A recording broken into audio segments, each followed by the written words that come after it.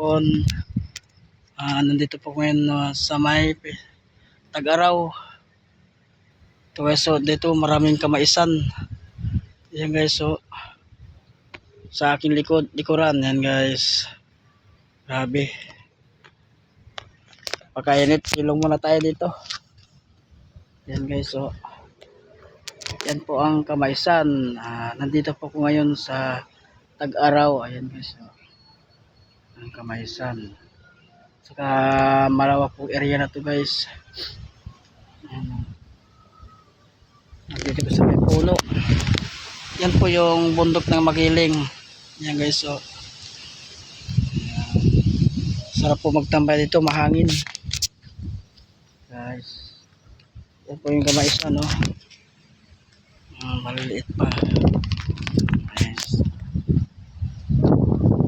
Masarap dito, mahangin, so, lawak. Ito po yung area niya, no? Manibilyan ito guys. Yan, Kabilyan po yan. Malawak po na area yan hanggang po sa may dulo. Doon po sa pinakadulo, yun po ang Kabilyan ito. Nandito, no? Sarap pagtambay dito, mahangin dito po sa may puno. Ayun guys, may mga mapa dyan na naglilipat ng baka. Pakaganda po. Grabe. Saka mahangin. Yan guys, fresh na fresh po dito.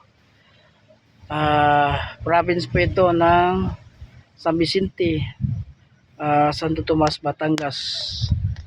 Andito po yung aking ruta guys. Yung kursada na yan, no? Yes. Ito po yung Tag-Araw.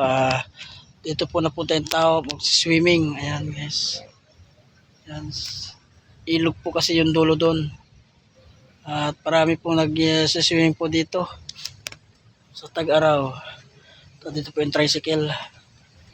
Kaya salamat. Hanggang dito na lang po siguro ang aking video. Maraming salamat po. At sana nyo magustuhan po. Shout out nga pala sa aking mga viewers and followers.